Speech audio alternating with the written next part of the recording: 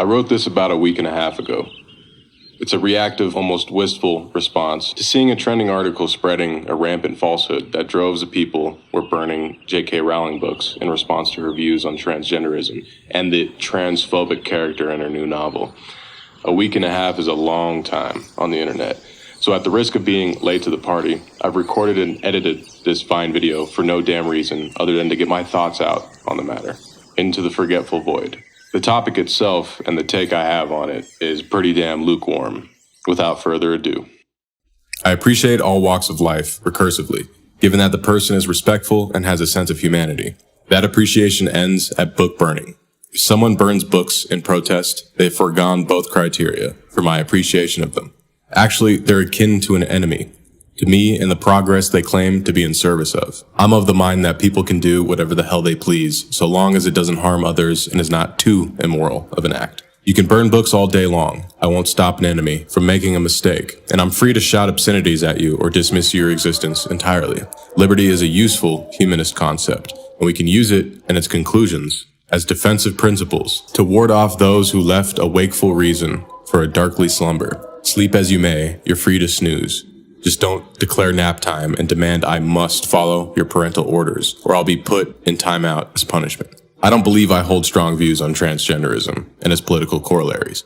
I don't think much about trans people. If they transition well, I notice I automatically use the gendered pronouns ascribed to them, even if her voice is a bit deep and her Adam's apple is pronounced, or if his waist to hip ratio is 0.78 and his voice sounds like my sister's. That said, trans folk and their empathic, occasionally vitriolic representatives need not demand a special pedestal as they've not earned it, nor should they opt to bend public perception in line with an ill-defined or poorly expressed ultimatum. Accept me, my ideological bents, heed my frothing barks, comply and do not question my motives, for I am oppressed by genetics. We're all oppressed by our genetics, honey. Societal remediation is activated faster than our understanding of its ailments. What do I mean by that? We've skipped the diagnosis and begun treatment. We must distinguish first whether a trans person is afflicted with a psychological or sociological ailment that needs clinical treatment/correction, or whether they're willed to actualize an identity or personality out of the norm and contrary to their biological makeup. Excuse the shorthand false dichotomy, it works in the meantime. It seems the trans person will face suffering regardless of diagnostics, and we should be understanding, perhaps compassionate, in this process. Not at the cost of diminishing our sense-making, not at the cost of offloading the suffering onto unafflicted children. You can say we're past inquiry, claim that the science is out, but I and many, many others don't buy it and smell bullshit. Sneaky ideological smuggling emits a stench rather than omits one, and the trans person suffers all the same. After all, the phenomena of transgenderism could be a side effect of poor air quality. Improbable, maybe, but a sound enough description, one that blots out the ridiculous, unscientific claims like a person's chromosomes and sex difference has zip to do with their gender and how they express it, among others. Skip the diagnostics, go straight to the dogma. Why the usage of diagnostics instead of hypothesis? Diagnostics implies a problem needing to be fixed. As presumed, the trans person will face specific and certain suffering. Their identity, or their expression of it, is not a problem, of course, but the suffering to assume their identity is. Often it's of the surgical and psychiatric variety. Sometimes it's just confusion, an adolescent confusion that passes as time allows, or a confusion that remains a permanent fixture. We don't know. We don't have enough data to support the claims we've been making. We lack scientific and clinical understanding. We should inquire ruthlessly and honestly while maintaining a mode of decency, always and without equivocation.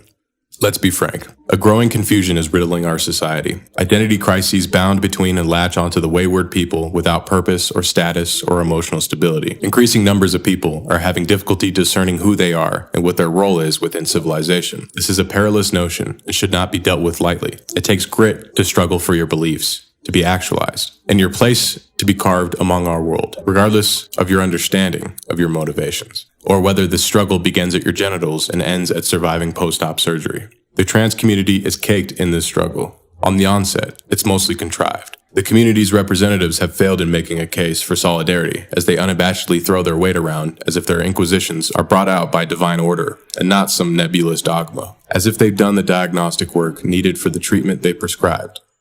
We ought to start making sense. We must make sense of what we mean when we push towards progress, rather than bandwagoning hysterics and subscribing to an informed psychosis. The path of least resistance might be carved by echoing absurdities, and the place you've carved for yourself may be a hell you deserve. What we've uttered unintelligibly are always shrieks heard by the ears of the future. We have no choice but to live in interesting times. Emotions are high, egos are inflated, and no one bothers to ask whether or not they're making sense. To the trans person who may hear this with umbrage, I say to you this.